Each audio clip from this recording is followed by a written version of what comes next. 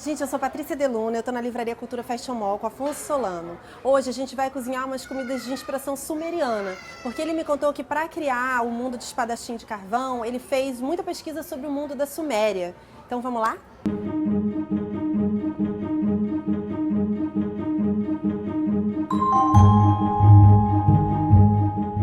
Olha só o que eu ganhei em sua homenagem. Você precisou beleza. vir aqui para a Cultura me dar um presente, entendeu? Tem pra mim também não, né? Só pra cozinheira, né? A gente pode pedir depois, entendeu? Justo, Me deram um avental geek em sua homenagem. Super-Homem e amigos, né? Pois é. Que beleza. Bom, os Espadachim de Carvão começou com história em quadrinhos. Pois é, Tem essa brincadeira aí. Eu queria muito saber isso. Como é que foi construir esse mundo de um quadrinhos até virar um livro, assim? Como é que foi a jornada de Solano? A jornada começou com o Afonsinho no colégio, amaldiçoado pela vontade de desenhar e nada de estudar. E aí eu ficava desenhando e acabei criando uma história em quadrinhos e tal, que na época era uma coisa bem mais Senhor dos Anéis, Dungeons and Dragons e tal. Muita influência, né, das obras que eu lia enquanto mais jovem. E aí eu comecei a distribuir pelo pessoal do colégio, para as meninas, para os amigos. E aí o feedback me animou a transformar isso em algum tipo de projeto quando eu saísse do colégio. Aí quando a gente saiu, eu chamei um grupo de amigos meus, transformamos essa história em quadrinhos em algo virtual e vendemos para o Omelete. Isso em 2001, mais ou menos. Que hoje o Omelete é um portalzão, na época ele era ainda um blog, um pouquinho, né, ali no início. E acabou que a história em quadrinhos fez bastante sucesso, era uma coisa interativa. O leitor, ele optava o caminho que o personagem ia seguir, bem como se fosse um RPG. E aí a gente ficou um ano, um pouquinho no ar, e acabou que o pessoal começou a fazer faculdade, o outro começou a namorar e tal, e aí debandaram. E eu fiquei com o projeto sozinho, aí eu botei o punho para o alto, falei, eu juro, nunca mais depender dos outros, aquela coisa, e transformei num livro. Momento Scarlett O'Hara. Totalmente, I swear, né? E aí eu falei, bom, eu vou transformar em um livro, de repente. E aí aos pouquinhos comecei a escrever, aí foram-se 10 anos eu... Construindo um mundo. Um mundo inteiro, e aí foi se transformando dessa influência de Dungeons and Dragons para algo mais original, eu buscando algo que não havia sido feito. Aí que eu fui beber da cultura suméria, fui entender a religião toda e busquei alguma coisa realmente que fosse lá no berço da humanidade. Muita gente fala isso, né? Que é um dos berços da cultura moderna, né? Com certeza. E aí foi o que foi. E aí, assim, em homenagem à cultura sumeriana, né? Eu queria aproveitar e fazer um brinde, porque Toast! A cerveja, né, foi inventada na Suméria. Sim. E existia a deusa da cerveja, que é a Ninkasi. Isso. E aí aproveitar e te perguntar se os deuses de Kurgala são deuses inspirados nos deuses sumerianos. Olha, eu vou já cometer uma gafe aqui, porque eu decepcionei meu pai de duas formas. Eu não jogo bola e eu não bebo cerveja. Ai, meu Deus, eu que sou uma bêbada fraca, vou ter sinto que beber aroma. sozinha. Eu admiro o aroma da cerveja. Faz aquele carão, assim, de bebedor de cerveja. Eu aprovo esta cerveja, né? Aquela coisa... Já valeu. Ninkasi já está satisfeita. Exato, mas você me disse é boa, então. Acontece que eu sou uma bêbada fraca, então eu vou beber no final do programa, porque senão vou fazer o programa meio assim... Vai ficar mais alegre do que o intuito, né, original. Tá bom. Mas assim, queria saber se todos esses deuses da cultura sumeriana, né, que é vasto, o panteão, de que forma eles influenciaram os deuses do seu mundo? A cultura suméria, ela influenciou no princípio vamos dizer, nas colunas da religião, né? É um mundo controlado por uma religião muito forte, né? Onde os deuses, depois de darem vida a esse planeta, digamos, eles se retiraram por conta de uma briga, entre aspas, e então é um mundo que vive sob o medo de terem sido abandonados pelos seus pais. E esse é um conceito emprestado um pouquinho da cultura suméria, de uma das paredes que eles têm, né, detalhando a vinda dos deuses para o mundo e como que esses deuses fizeram os humanos para trabalharem para eles. Tem toda uma coisa em cima disso. E aí o princípio de alguns deuses, sim, alguns nomes, Enkinar vem de Enki, era uma deidade também, tinha muito a ver com o mar, com a água. Adapak vem de Adapa, que era o primeiro homem que recusou a vida imortal. Então tem todo um salto que eu busquei ali para poder construir o resto do mundo, né? Mas, inclusive, não recomendo a pessoa que não leu o livro pesquisar a cultura suméria antes, porque pode pegar alguns spoilers, isso né? E você fez uma transposição também, né? Sim, por causa disso. E alguns nomes, assim, digamos, tem um item, por exemplo, no livro que, se você for buscar a origem da palavra em sumério, ele quer dizer presente do inimigo. Mas é algo que você só descobre pro final do livro, né? Por isso que eu não comentei o que é para quem não leu. Para não fazer um spoiler. Então tem umas brincadeiras assim que acabaram ficando legais. Então, por falar assim da cultura sumeriana, eu vou falar um pouco assim do que a gente vai cozinhar hoje, né? Yes. Uhum. Então, assim, o que eu vi que eles comiam muitos grãos. Muitos grãos. Eles comiam peixes do tigre, eles comiam carneiros, mas mais quando era assim, tipo, fazer um ritual, Sim. sacrificar um carneiro e tal. Carneiros você vê que foram sacrificar Desde que o mundo é mundo. Desde já. Coitados dos carneirinhos. Pois é. E muitas ervas, também eu descobri até que as mulheres faziam bolsas de ervas, assim, nos dias especiais, porque elas iam cultivando, aquelas ervas eram como temperos, eram remédios, né? Então elas faziam bolsas de ervas em datas especiais da lua, e cada mulher tinha a sua bolsa de temperos, né? E que o pão que a gente vai comer hoje também, que eu peguei assim um pão árabe, né? Sim. Mas que o que me explicaram é que esse não seria o pão, porque esse processo do pão fermentado só foi inventado no Egito. Tá. Então que a coisa de moer lá era muito rústica, então que ficavam sempre pedaços dos grãos e que provavelmente o pão parecia um pão árabe. Devia ser mais duro também. Mais duro e tal, mas a gente vai fazer uma versão adaptada. Por favor. E aí vou fazer um hummus tahine. Okay. Que, como assim, uma parte da região da Suméria virou o Iraque, né? Sim. Então vou fazer um hummus tahine assim como você nunca comeu. Um hummus Uhum. tahine iraquiano. Total. Né?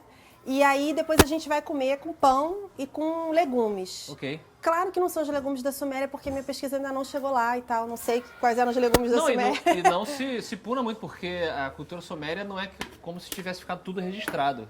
Tem muita coisa que não se sabe, muita coisa da cultura suméria. Pois é, inclusive eu não sei quais os legumes que eles comiam na Suméria. Mas acho eu que vi... ninguém sabe. É, Todos não. Né? Eu vi que eles assavam legumes Sim. com temperos, né?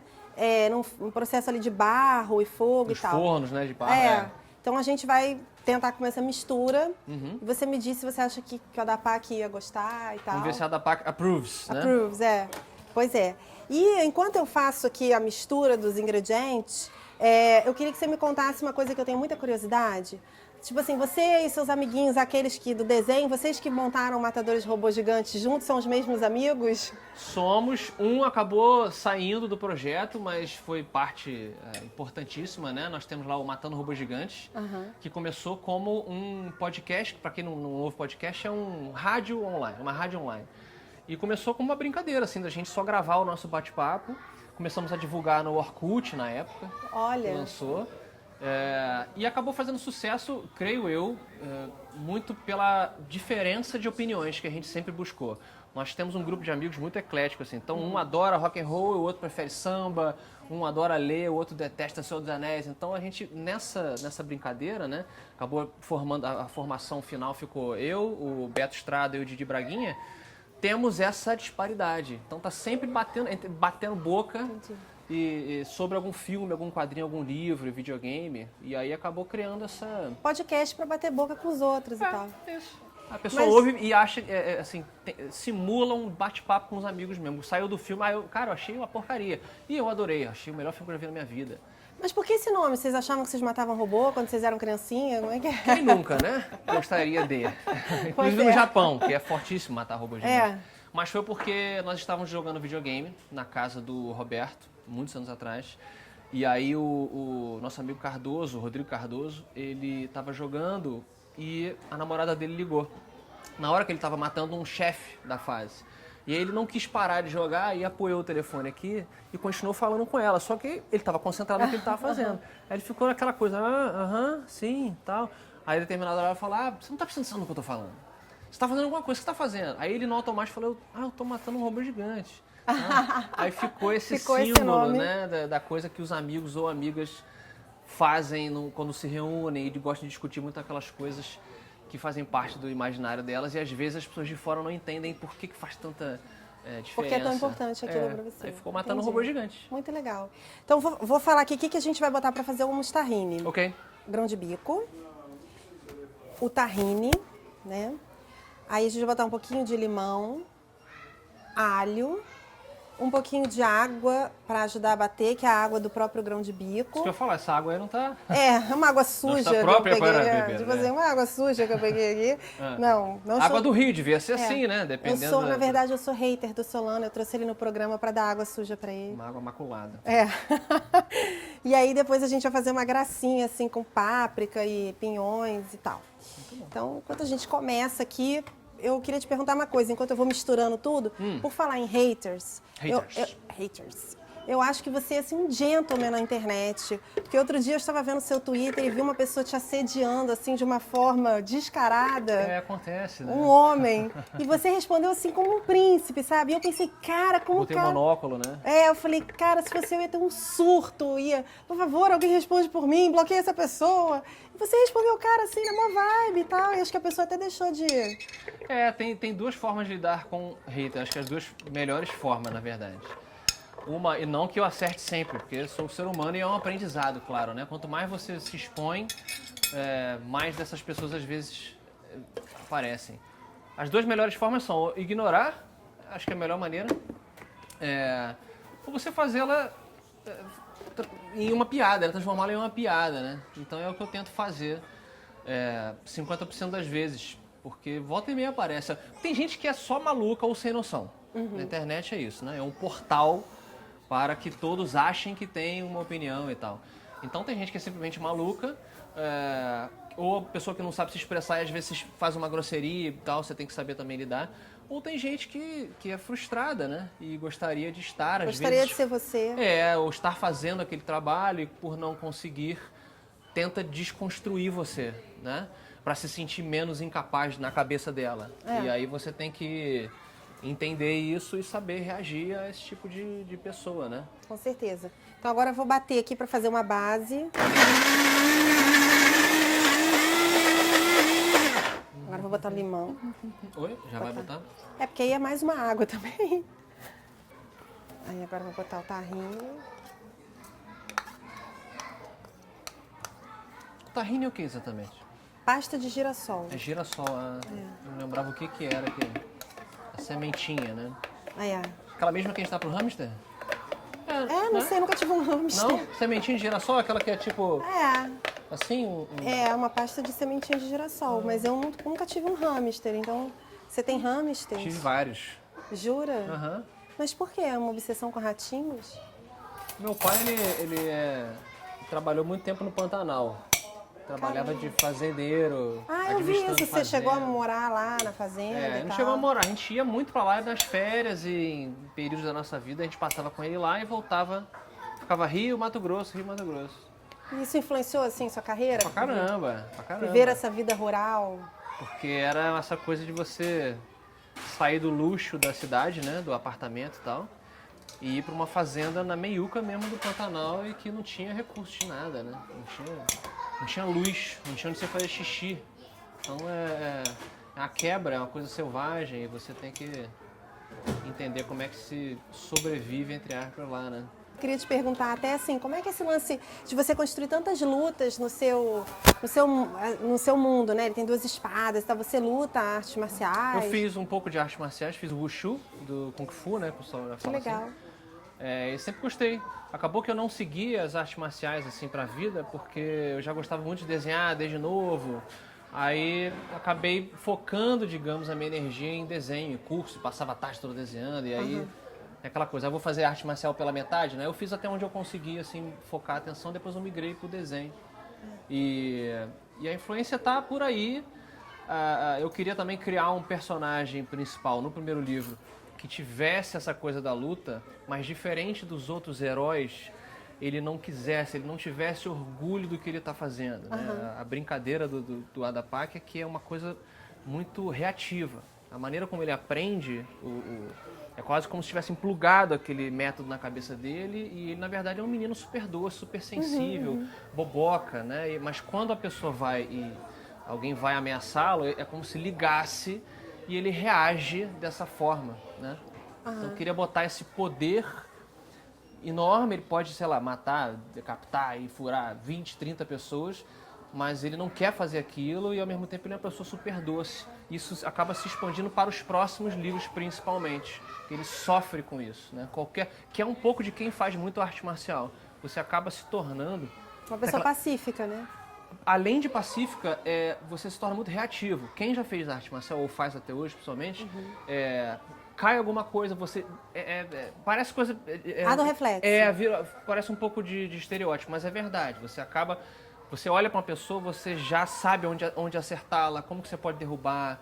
Principalmente quem faz... Eu parei há muito tempo, né? Mas quem faz muito artes marciais enxerga as outras pessoas, às vezes, como pontos vitais em primeiro lugar. É muito estranho, né? De tanta repetição da arte marcial em cima do outro. Aí eu acabei misturando e criando essa coisa dentro do livro. É porque essa coisa de luta é muito do universo masculino, né? Imagina eu que sou menina para escrever sobre luta. Então, assim, eu quase morri, na verdade, porque eu precisava aprender sobre arco e flecha.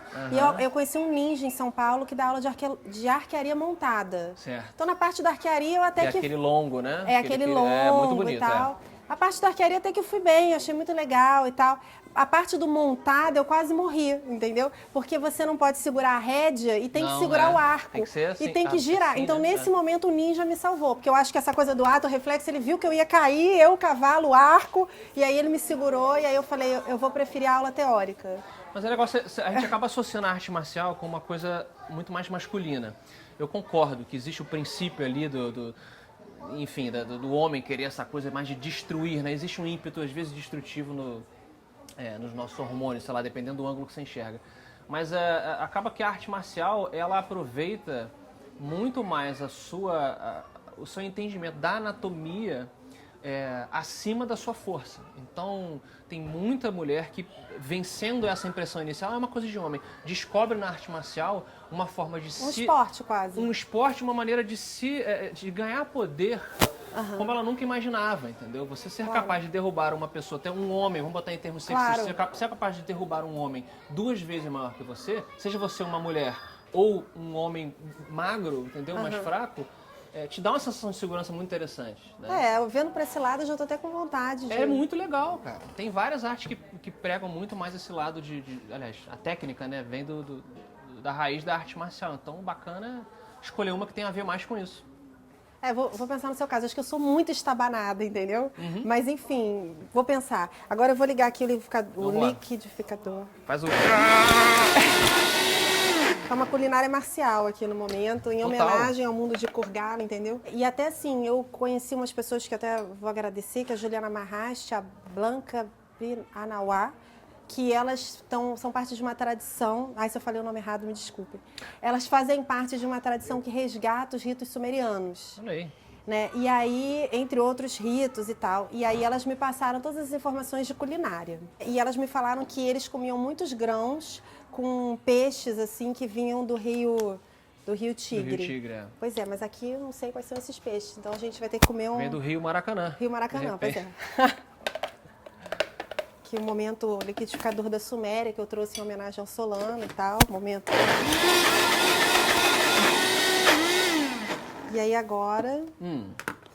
Olha, está com um cheiro bom. Então agora eu vou despejar aqui. Nosso humo está rindo. Nossa argamassa, é isso? Nossa argamassa, pois é. Argamassa sumeriana. Não, na verdade, isso é um prato típico da cultura árabe, né? Mas vem muito daquela região ali onde era a Suméria, né? A Suméria ficava mais assim para o sul do que é hoje o Iraque, o Kuwait, né? Aquela área ali. Aquela região que não dá mais nem pra gente visitar, infelizmente. Uma área turbulenta. Pois é. Desde sempre. E uma coisa que eu queria te perguntar, assim, como é que foi a inspiração para o livro 2? Você sempre soube o que você ia escrever no 2? Sim, como eu disse, eu fiquei esses 10 anos lapidando esse mundo todo, né? No meio do caminho, eu acabei recebendo uma proposta de uma outra editora. Que não é a Leia. Não era a Leia ainda. E eu cheguei a mostrar para eles alguns capítulos e tal, ficaram interessados, mas eu não senti na época que estava do jeito que eu queria. Ainda tinha muito dessa influência das coisas que eu tinha lido. E aí passaram-se mais, acho que uns 4 ou 5 anos, e surgiu a oportunidade da Leia. E quando eu apresentei para eles, eu apresentei como uma ideia de uma série já. Mas com essa visão comercial de que o primeiro livro, ele era, além de mais curto, por conta de preço e do próprio digamos, estado do mercado hoje, né? Você fazer um livro mais fino costuma ser mais acessível. Digo acessível de agilidade, a pessoa lê mais rápido, lê em uma semana, às vezes, um mês. E ele tinha um final. A pessoa, se não desse certo, digamos, ele é um livro que tinha um começo, um meio e um final. Ou seja, funcionava sozinho. Mas eu mostrei para eles que tinha um projeção. Tinha uma possibilidade. Aí, uma vez que deu certo, eles falaram, então vamos prosseguir. E aí já tinha 10 anos de histórias prontas para continuar. E quantos livros a gente espera aí dessa série? Eu sempre visualizei como uma coisa mais Conan, mais Star Wars do que Senhor dos Anéis, do que Harry Potter, no sentido de que, como existem muitos personagens, o mundo é muito vasto, eu podia explorar isso de várias maneiras. Então, se a história de um personagem terminar em 3, 4 livros, a gente pode começar com outras aventuras nos próximos, entendeu? Então, agora eu vou pegar uns legumes para te servir. Legumes. Não é uns legumes da Suméria, mas enquanto eu te sirvo, queria até que você falasse um pouco assim, como é que rola a culinária dentro do livro? O que eles comem no livro? Comem, não comem? Comem. Todo mundo precisa comer. Mas quando eu estava preparando o universo, uma das coisas que surgiu na pesquisa é essa coisa do realismo em um mundo que não é moderno, né? Incluindo na culinária. Então, às vezes você vê em filmes ou até outros livros assim, que, sei lá, época medieval. Tudo bem que a Suméria é bem antes da época medieval, mas às vezes tudo muito bonito, né? Os pratos são muito certinhos e aquela coisa fica perfeitinha e os ingredientes estão todos lá.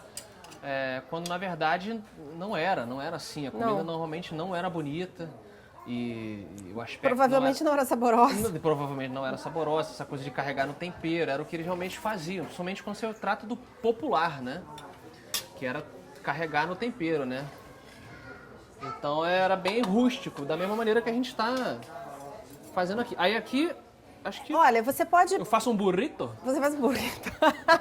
Você pensa como a Adapak comeria isso, entendeu? Eu acho que em Kurgala comia-se com a mão. Com a mão, pois né? é. Acho não, lá come-se com as mãos. Principalmente o popular. Então talvez se a gente fizer uma misturinha assim... Na verdade, assim, o que eu li? Que na Suméria eles comiam pão com legumes e faziam pastas de grãos e tal. Comiam também uma mistura de grãos com carnes e peixes. A minha pesquisa seria exatamente um... Né? E isso que você falou dos temperos. Então, assim, eu peguei uns legumes atuais e botei muitos temperos. Atar, páprica, temperos que vêm dessa região, né? Tá vendo? Acho que tem que ser uma coisa meio assim, entendeu? Bem um sanduíche sumeriano. Porque não tinha, principalmente etiqueta, né? Uma das coisas que o Adapak, Depois eu tenho aqui, quando você voltar ao nosso mundo acho e que tal... ainda também não tem guardanapo em Kurgala, não. Não, né?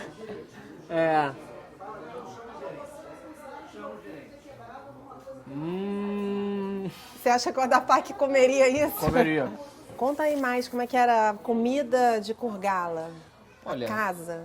O bacana de você fazer pesquisa, vou provar aqui. O bacana de você fazer pesquisa para um mundo muito antigo, né?